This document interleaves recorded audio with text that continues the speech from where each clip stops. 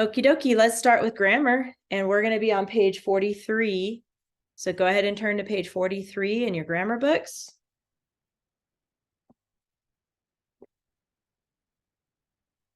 And we're going to talk about something new today in grammar.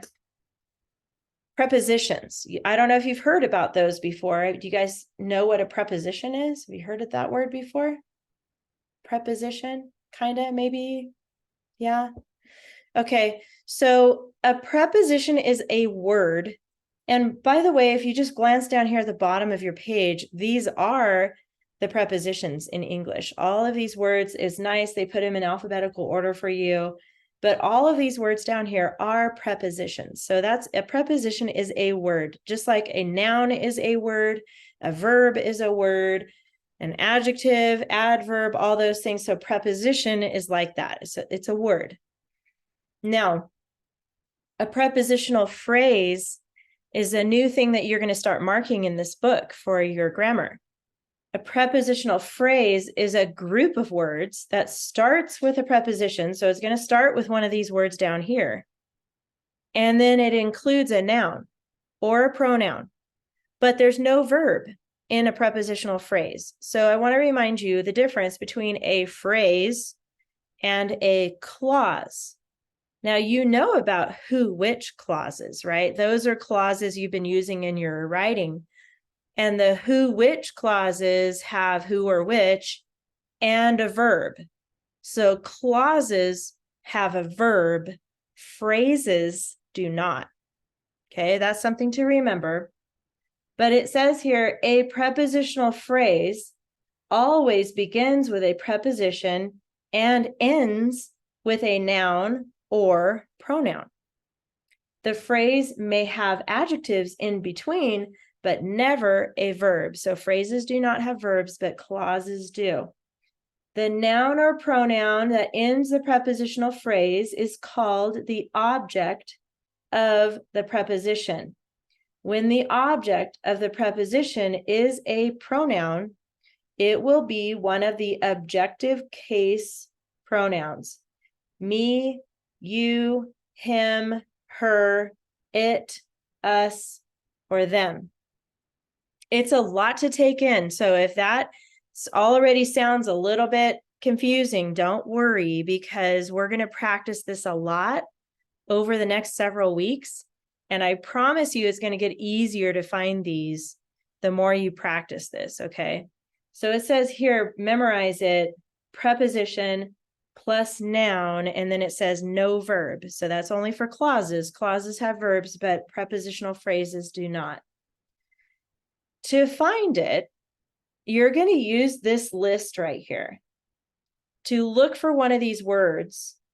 And that when you find one of these words, then you ask what to identify the noun or pronoun that ends the prepositional phrase. Once you find it, you're going to mark it, underline each prepositional phrase, start the line under the preposition, and end with the noun or pronoun. Here's your example. After breakfast, the soldier with the magical brass horn walked over the bridge. Notice there's 3 prepositional phrases here. There's 3 sets of words that are underlined. The first one says after breakfast. That word after is down here in your list. If you look under the A's, it's right there, kind of in the middle of that first row. After, that means after is a preposition. So it starts there and then it stops on breakfast because guess what? Breakfast is a noun. So the phrase is after breakfast. The next one here starts with. Look for with down here. Give me a thumbs up if you see with in that list at the bottom. You guys find with? Good, Caden. Look under the W's. Good, Peter. Did you find with in this list? Over here at the end, under the W's, there's with. So that's the preposition. And then it ends on horn. Remember, horn is a noun. Brass and magical, those are adjectives describing the horn. So you want to make your phrase go all the way till you get to a noun or a pronoun. So with the magical brass horn is a prepositional phrase. Okay. And then the last one, over, look for over down here. Give me a thumbs up if you can find over. Look for over. Good, Kaden, found it. Houston's nodding, that's good. Under O.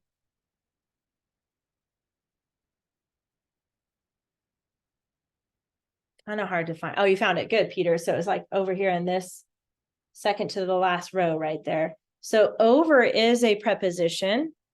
Over the bridge, and bridge is a noun, so it stops there. So over the bridge is a prepositional phrase.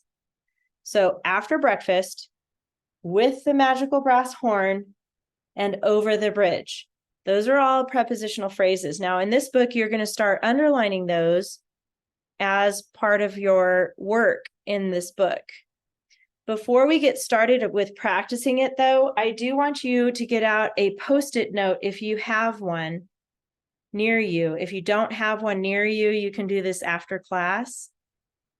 But if you have a Post-it, these are those little pages that have a sticky side on them.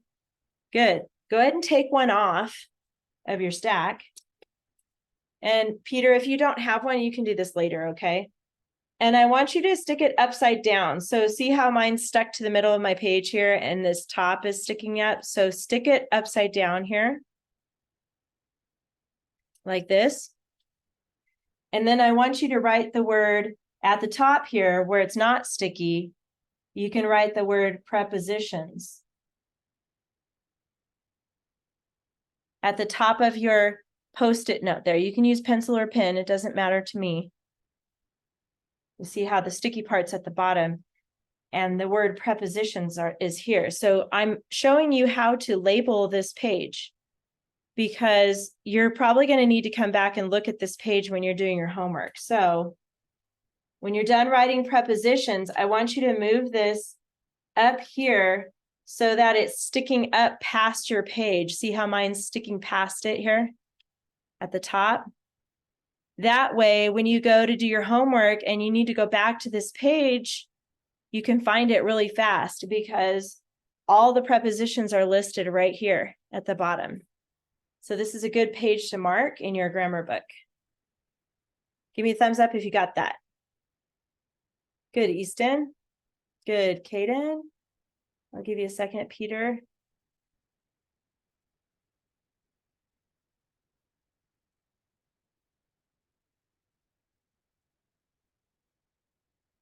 Got it?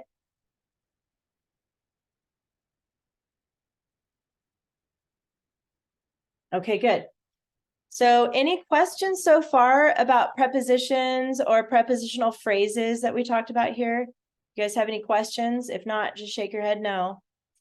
Okay, let's go to the practice page. Here, I'm going to have Kaden read it this time.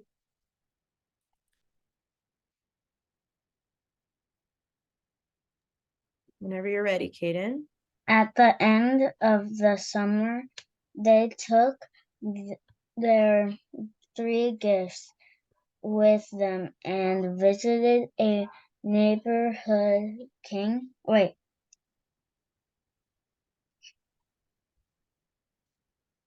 You're right. It's not neighborhood. What does it say?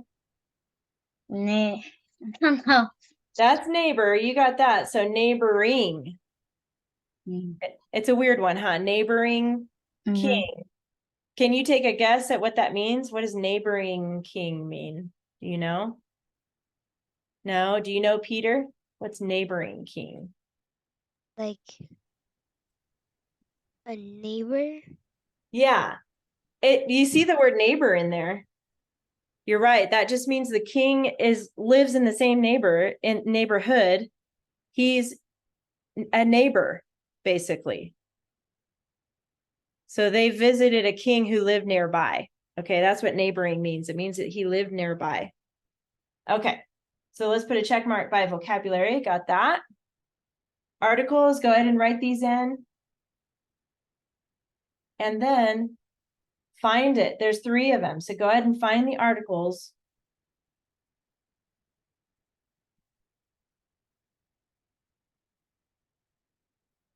And while you're marking those, I want to remind you that whenever you have an article, that's a signal that a noun is coming after it. It could be right after it, or it could be an adjective and then a noun. But whenever you see a, an, or the, that means that a noun is coming in the sentence. Okay, so keep that in mind when you're marking those. Okay, so Peter, I'm going to have you start with the nouns.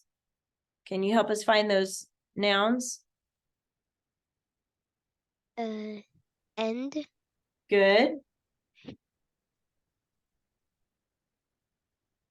summer, good,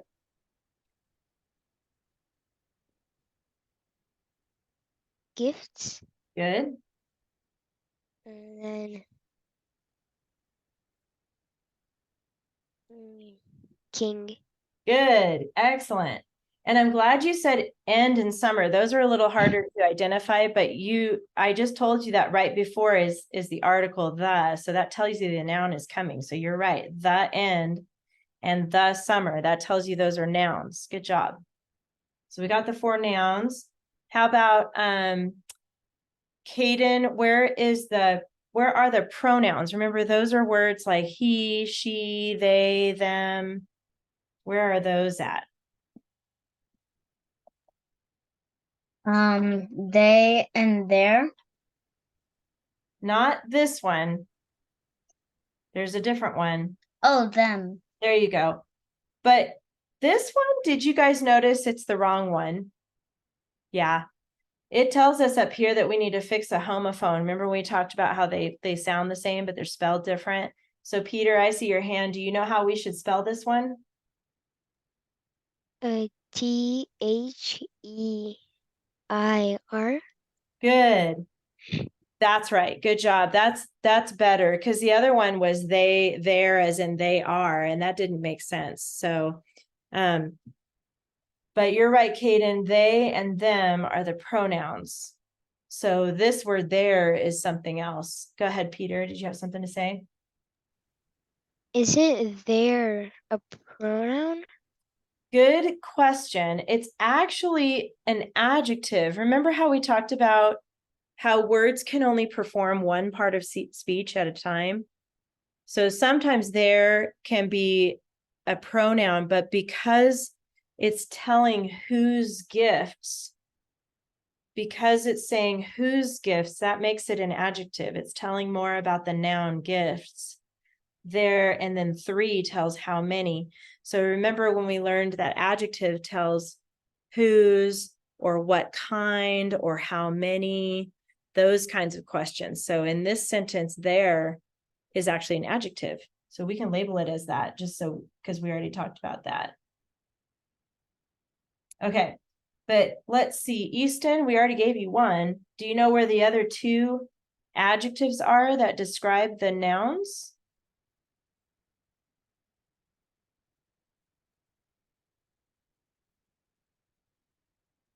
Visited? No, that's a verb. That's an action. Look at gifts here. How many gifts were there? 3. So that becomes the adjective because it's telling how many. I know. Do you have to go, Caden? Okay, I'll see you next week. Have a good day. Okay, thank you. Bye. You're welcome. Bye. Look at the noun king, Easton, right here. And if I ask you which king is it, which one? Remember this word? Neighboring. Good. So this is actually an adjective. Remember, adjectives answer that question, which one, or how many, or what kind. That's how you tell an adjective. So good. Neighboring is actually an adjective. Now we're on to prepositional phrases. Now this is where something new for you guys, and you can use the list from the other page that we marked, but I'm going to tell you a clue. See all these things we've labeled already. We've got AR, we've got N, we've got ARN, PR, adjective. We already labeled all those words. So those are not going to be the prepositions.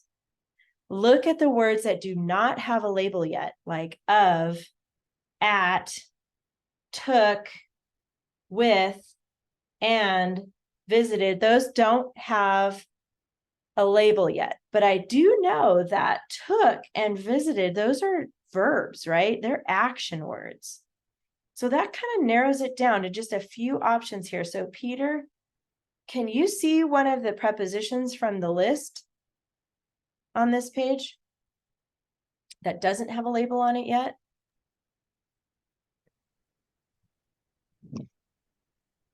At? Yes, good. At is a preposition. And remember, the phrase starts there at the preposition and then it ends on either a noun or a pronoun. So where should I end my line?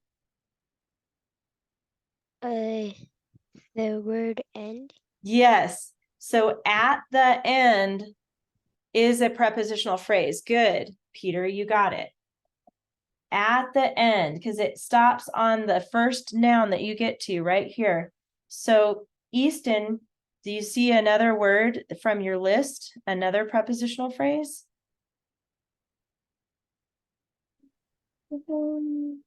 There's 3 of them. With? Yes, good. So what's the whole phrase?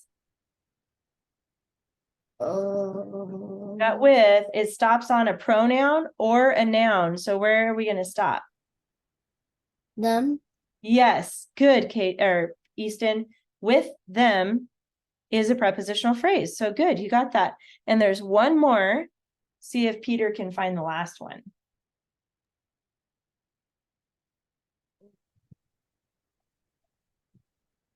Of? Good. And then where does the phrase end? Summer? Yes, good. Yay, good job, you guys.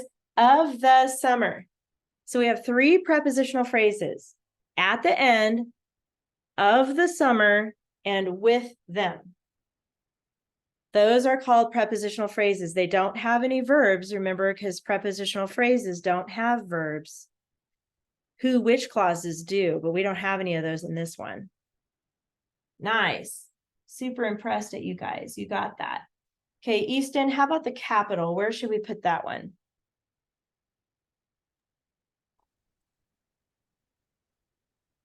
Where does the capital letter go, Easton? First letter. Good, at. The A for at. And then Peter, what about the end mark? What should we put at the end here? A period? A period, yep. And we already fixed that homophone. That was the word there. So we already fixed that one. So we're done. Good job, you guys. So when you go to do your homework this week, mark everything and then look at what's left. And then I bet it'll be easier to find your prepositional phrases. Okay. And also I want to remind you that I always put the answer key in your homework on Google Classroom. So I want you to have your parents check your grammar for you and make sure you got it right. If they're okay with you checking it yourself, that's okay with me too. It's up to them. But I want you to try to do it by yourself first, like finish it, and then look at the answer key. And then if you messed up anywhere, you can fix it. Just fix it before you turn it into me. Does that make sense to you guys? Okay. Are there any questions about this page? Okay. Nicely done. So go ahead and put away grammar and get out your binders now. And you guys finished up your report on camels. So go ahead and get out from your front pocket everything from camels. Okay, go ahead and get that out. And like I said, I'm a little behind with my grading. So if yours isn't graded yet, I will grade it. I promise. It's coming.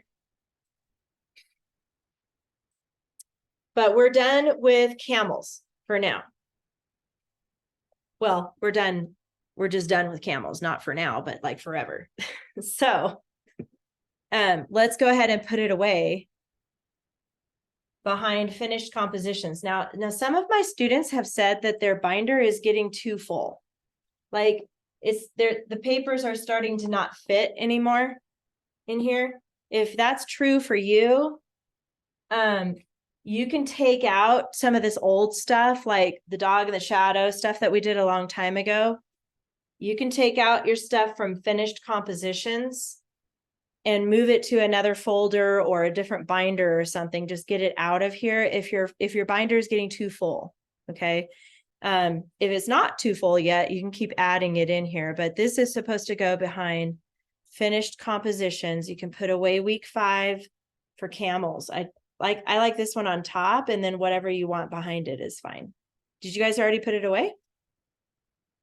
Oh, you're working on it? Okay. So go ahead and put away camels. If your binder's too full, you can take out some of that old stuff that we already did that we're done with, and then move that somewhere else. I think next time, if we do this class next time, I think I'm going to have you guys buy your own binders that are bigger. That way everything fits.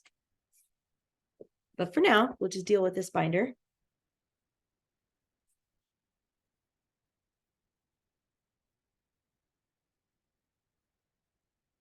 Give me a thumbs up when you guys have that put away for camels.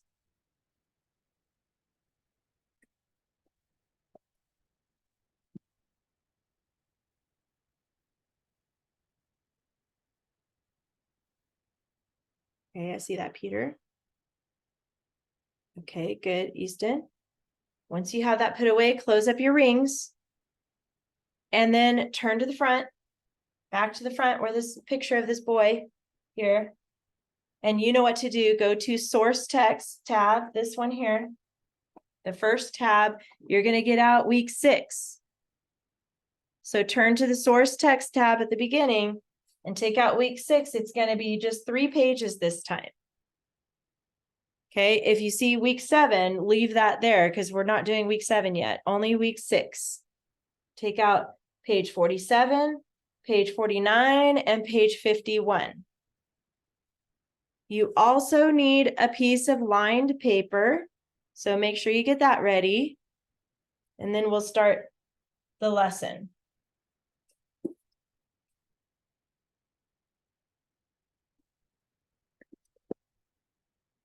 Week 6, King Midas.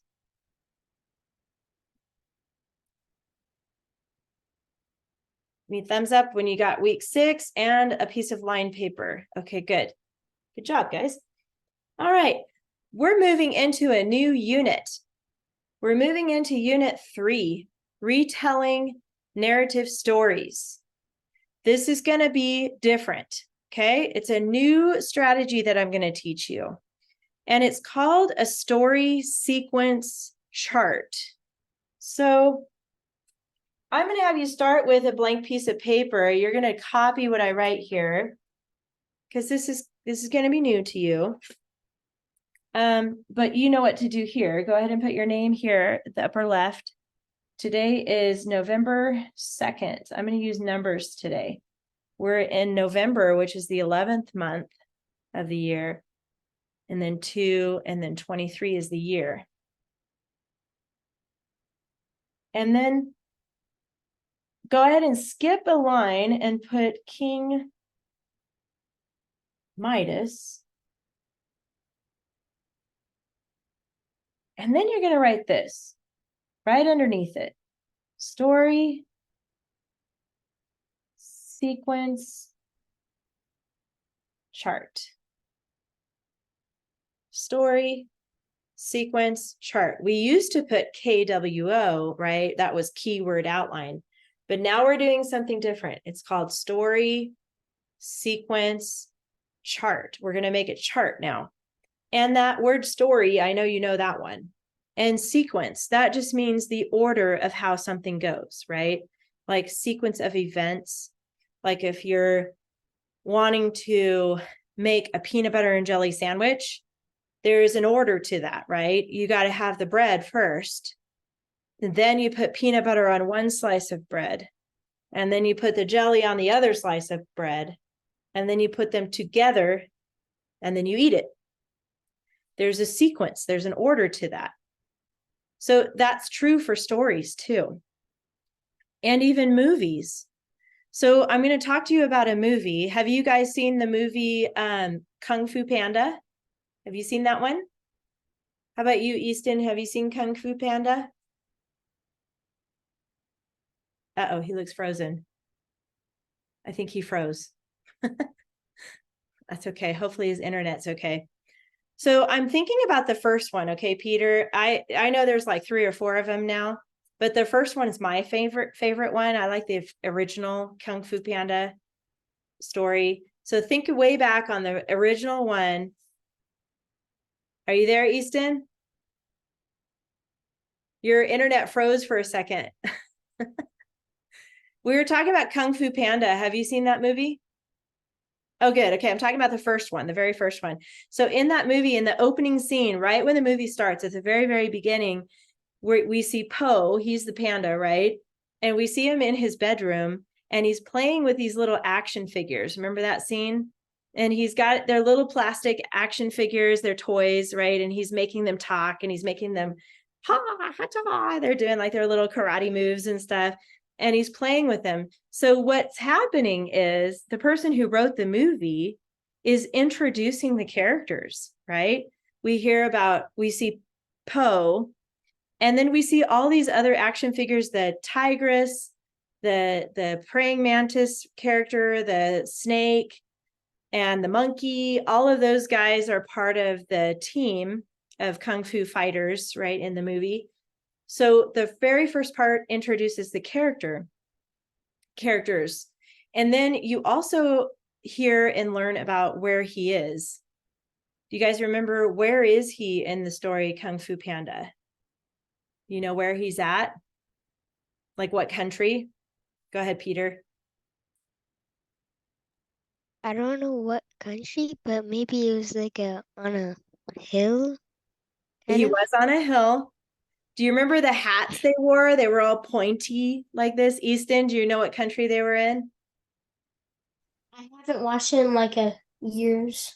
I don't know, like Japan. It's China. You're close. It's China, right? Because they got those pointy little hats that they wear, the Chinese hats. And then you also see buildings that have these little curly cues and stuff on them, and it's all Chinese style. So the other thing is the panda comes from China. So the setting, or where the story takes place, is in China. Remember, his dad is the goose, right? Later we learn it's his adopted dad, but he thinks it's his real dad, right? Even though he's a panda and his dad is a goose, he doesn't realize that it's not his biological dad. Anyway, so the goose, the dad, is working in a noodle shop. Remember that? And he's making noodles. It makes you probably want to see the movie now. I want to see it again. It's funny. But so noodles is something that they eat in China. It's one of their, big meals that they love. So anyway, the point is they introduce the whole characters and setting at the beginning, and then it moves into a problem. Remember when we learn about the bad guy? I think his name was Kai Lin, I think it is, or Lang, Kai Lang, I think it is.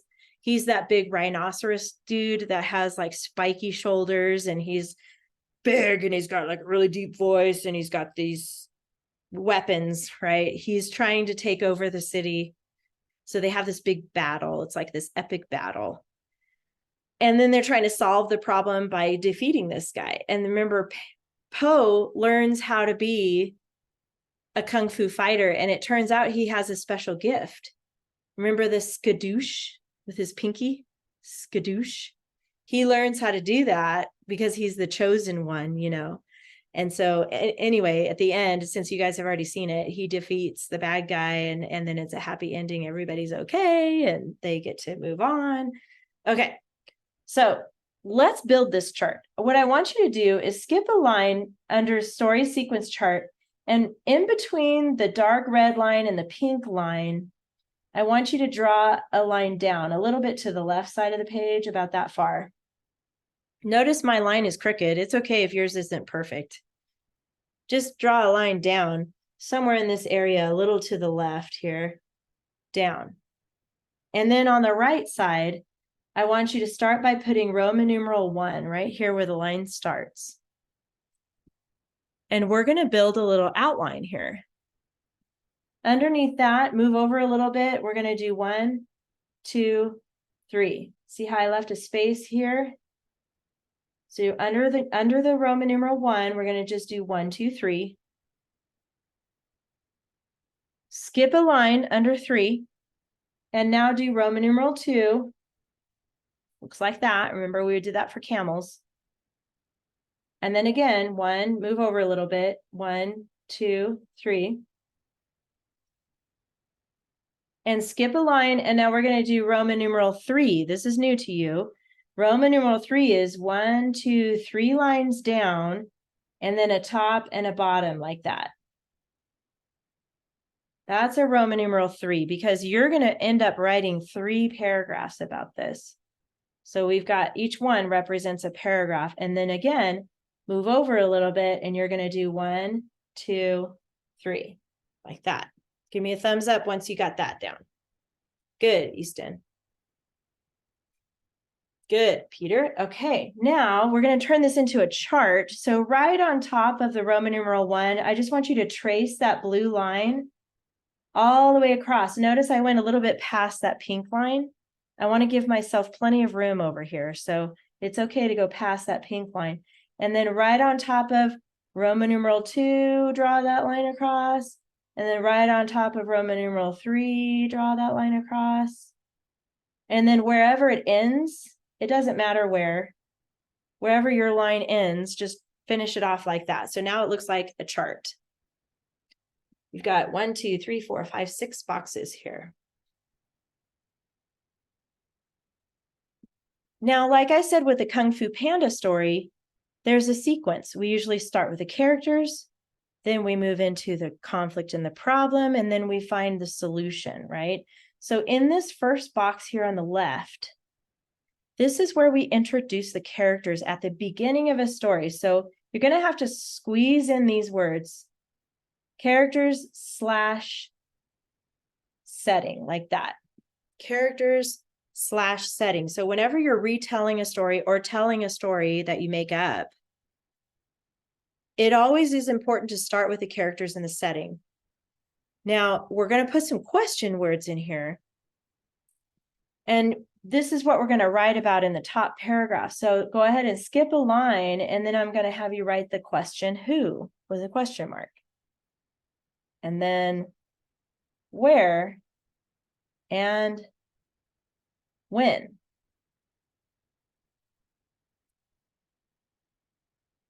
That question who will tell you who's in the story, right? If you ask the question who's in the story, that's going to tell you the characters that are there. That question where is going to tell you the setting. You've probably heard that word setting before. Setting means where the story takes place. And then when is also part of the setting. It could be a year, it could be a season or a time. Not all stories talk about when, like Kung Fu Panda. We don't know if it's really, I mean, it seems like it's summertime because there's no snow there. So I would guess maybe it's during the summer in Kung Fu Panda. But anyway, this whole top box right here is only going to be about the characters and the setting. So we're going to stop looking at each sentence and picking out keywords. We're taking a break from that. And now we're looking at these chunks here of the parts of the sequence of the story. So now we're going to focus on characters and setting. Okay, so now let's look at our story. We'll come back to that chart in just a second here, but let's look at our King Midas story. Have you guys ever heard of this one before?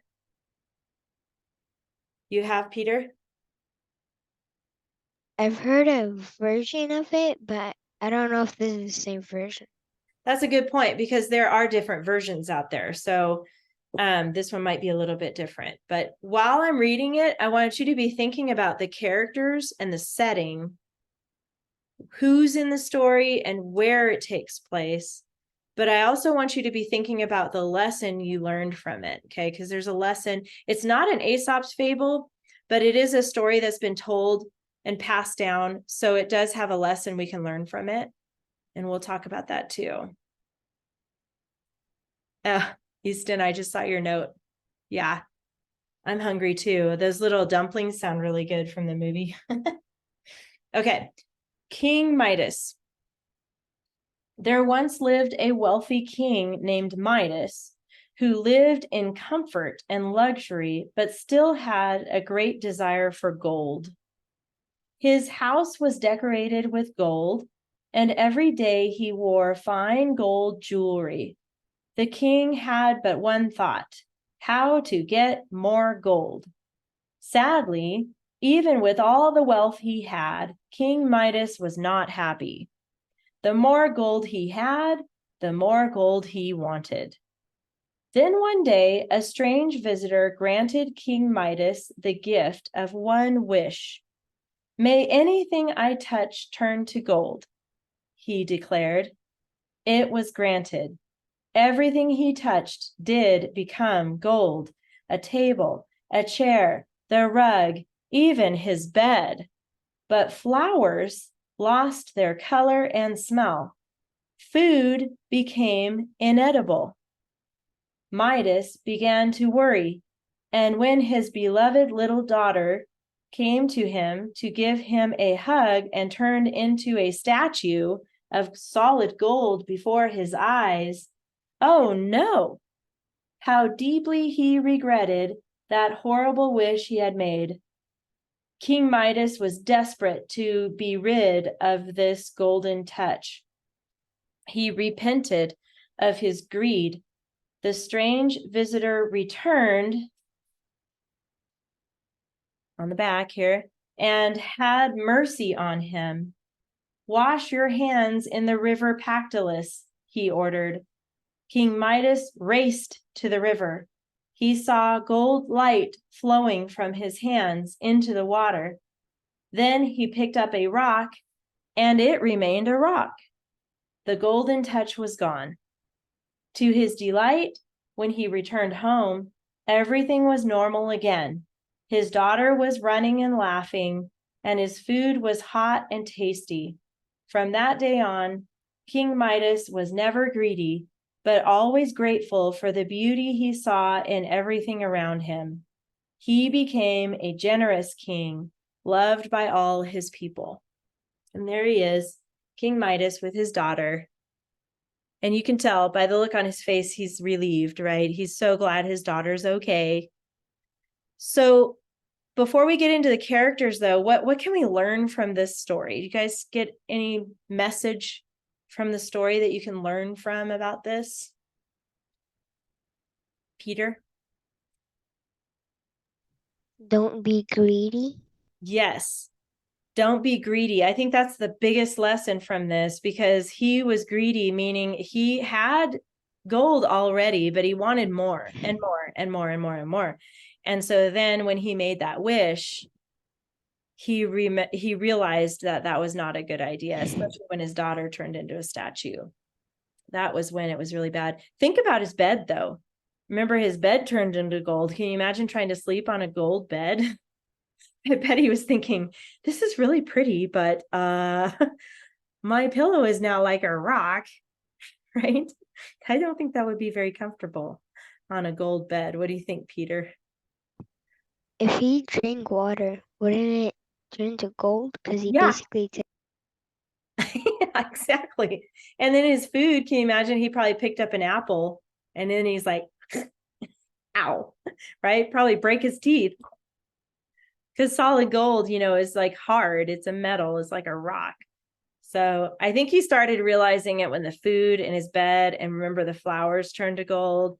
It was probably cool for a little while, but then he probably was starting to get hungry, and he's like, how am I going to ever eat again if everything I touch is gold? And so then his daughter, that was like the thing that made him stop. Like, oh no, his daughter was a statue. And that's what made him change, right? Because he realized, my daughter, she's gone, and now he was able to get her back in the end. So that's good. Okay. Let's go back to our chart here. And let's start thinking about this part of the story. Now, we're not going to look at each sentence anymore. We're changing that now. So how about Easton? Obviously, it's pretty obvious, but who is the main character in this story, Easton? Who are we mostly talking about here? King Midas. Okay, so next to the Roman numeral 1 here, I want you to write King Midas and a comma, right? The rules are still the same, by the way, for these outlines. Only 3 words per line. You can use numbers and symbols and abbreviations. Those are still free. But we're going to now think about these parts of the story rather than looking at each sentence. We're going to actually make up our own keywords here. So we have King Midas, and Easton, tell me a little bit about King Midas at the beginning of the story. What is a word we can use to describe him? Greedy. Greedy, that's one word. That's a good one. And then because King Midas is a proper noun, that's his name, we're going to count that as one word, even though it's 2 words here. Because it's his name, we're counting it as 1, okay? So we have greedy, we have room for one more word. Can you think of another word to describe King Midas, Easton? I don't really know. Do you have an idea, Peter? What's another word to describe him? He wasn't happy because he didn't have enough gold. That's true. I'm thinking about like when somebody has a lot of money, like a lot of money. What is that word? Do you know what I'm thinking of? If somebody has a lot of money, they're not poor. That's the opposite, right? Rich? There you go, rich or wealthy. Either one of those words would work here. So we can put rich. That describes him in the beginning, right? So there's King Midas, and he's greedy and he's rich. He already has a bunch of gold, right? So notice how I'm not looking at my story to pick these keywords. I'm thinking about the characters here and the setting, and I'm making up my own keywords here to describe the characters. So that's something new you guys are going to practice. So that's next to Roman numeral 1. Now we're going to move down here, and we're going to keep talking about King Midas. So Peter, what did King Midas have? You already pretty much said it, but in the beginning, what did he already have? Like gold clothes and like jewelry. Yes, gold, and then his jewelry, and probably his clothes too. But remember his house. He was in his house, and his house was decorated with gold, right? So I'm going to put decorated, and then I'm going to draw a little house right here because even his house was decorated with gold. So he probably had like gold picture frames. He probably had gold light fixtures on the ceiling. He probably had a gold table. Well, it turned into gold, but maybe he had other things that were already gold, like little statues and things around the house that were already gold, because it sounded like he already had a bunch of gold in the beginning. So he had gold jewelry, and then he decorated his house with gold. And by the way, because we put this little house here, that's part of the setting. That's where he is, right? He's in his house. So that works in this top box because we're talking about the characters and the setting. But you mentioned it a minute ago, Peter. He wasn't happy, right? He wasn't happy, even though he had all this stuff. So Easton, we're going to, on number 2 here, we're going to start talking about how he felt. What's a word to describe if somebody's not happy? What's a word we can say for that, Easton? Sad. Sad. What else? Do you have any ideas, Peter? How can we describe somebody who's not happy?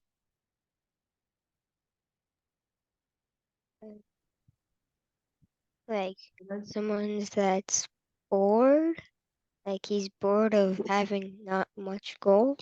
Maybe, that's a good one. So what I'm thinking of is maybe unhappy, or there's a word dissatisfied. Have you guys heard about that one?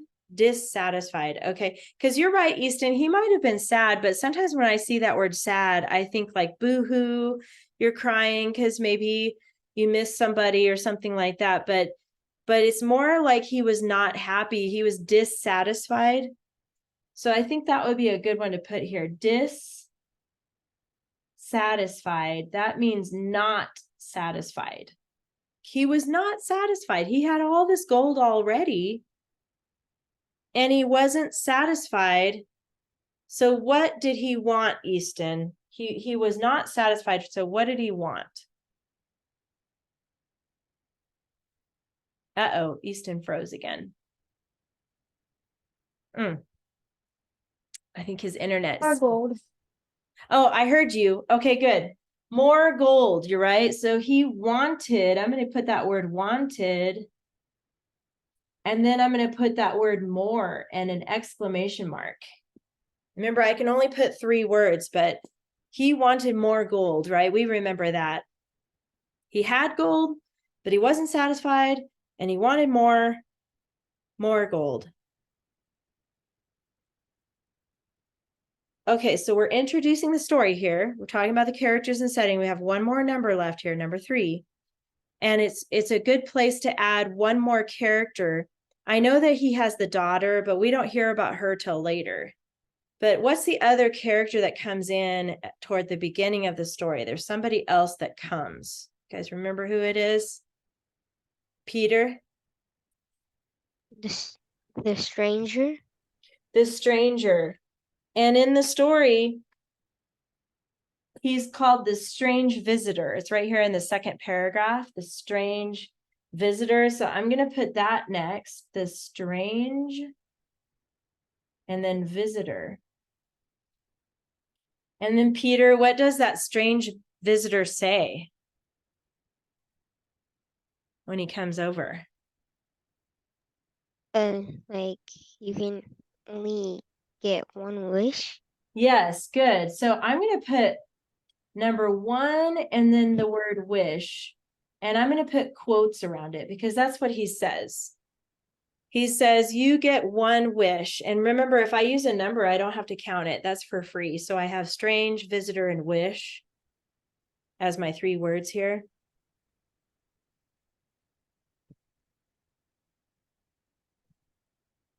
So let me just remind you again, we're not looking at each sentence anymore for this. We're looking at introducing the characters and the setting first. Now there's more to do. We're going to do these 2 next week. So I'm going to leave those blank. This week, you're going to only focus on the first paragraph. Okay. So your writing is going to be to write this paragraph using this outline here on your story sequence chart. So you're only going to have 4 sentences. You have Roman numeral 1 and then 1, 2, 3. Together that makes 4. So you're writing your first paragraph using this outline right here. Now let's look for a minute at your at your checklist. So go ahead and find the checklist that was in the group of papers you got out there from your binder. This is page 51 that you took out. So this is for week 6, King Midas. You can go ahead and put your name here and then put King Midas here. This is your checklist.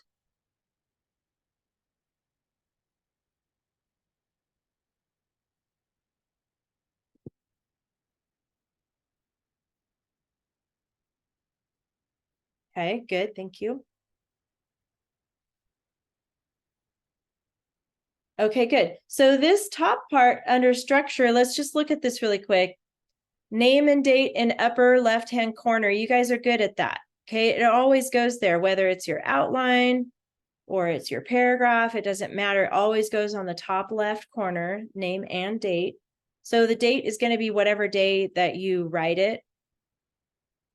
And then the next box says composition double spaced. So if you handwrite it, you're going to skip lines, just like you've been doing, okay?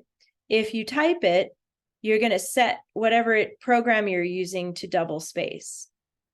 And then it says here, title centered and repeats 1 to 3 keywords from final sentence. So you're not going to have that yet. Leave a space for your title, but you're not going to make a title yet because you're not going to finish it yet this week. You're only doing the first paragraph. So in order to pick a title, you have to wait till you're all the way done with the whole story and then pick a new title. So you're not going to mark this box yet, okay? And then it says story follows story sequence chart. And that's what we made here. This is the story sequence chart. So you got to make sure that your sentences go with these right here. Your first sentence is going to have King Midas and greedy and rich somewhere in the sentence. You're going to make a sentence that has those words. And you can rearrange the order. You could even say, like, once upon a time, there was a rich and greedy king named King Midas. You can mix up the order of these words. You just got to make sure that you have them in your sentence, okay? And then you're going to go on to these 3 words, then these 3 words, then these 3 words. So you're writing your sentences using this outline right here, okay? So it says here underneath that, each paragraph contains at least 4 sentences. So yours is going to have 4 sentences. Don't worry about this box, because remember, this is only if you're in person with me. Since you're online, you don't have to do that one. But now skip down to style. And notice you have that P, that backwards P means paragraph. So you have paragraph 1, paragraph 2, and paragraph 3. So this is the first time you're doing 3 paragraphs. This week, you're only doing 1 though, okay? Because we're going to do 2 and 3 next week. So you're just going to focus right here in the first 2 boxes right here under paragraph 1. You need to have 1 ly adverb and 1 who, which clause. So you got to figure out where you're going to put those things in your paragraph. And then you underline 1 of each. So you're going to underline 1 ly adverb and underline either who or which in your first paragraph. Okay, so you're starting with just paragraph 1 this week. And then the mechanics down there, that's pretty much the same as it has been. Do you guys have any questions about this checklist here? No? Okay. So your homework again is just to write the first paragraph. And then you have your grammar pages to do. Do you guys have any questions about the homework assignment? No? Okay, good. Then we are done for today. I know that Peter's going to hang out for a minute. And you're all done, Easton, so I'll see you next week.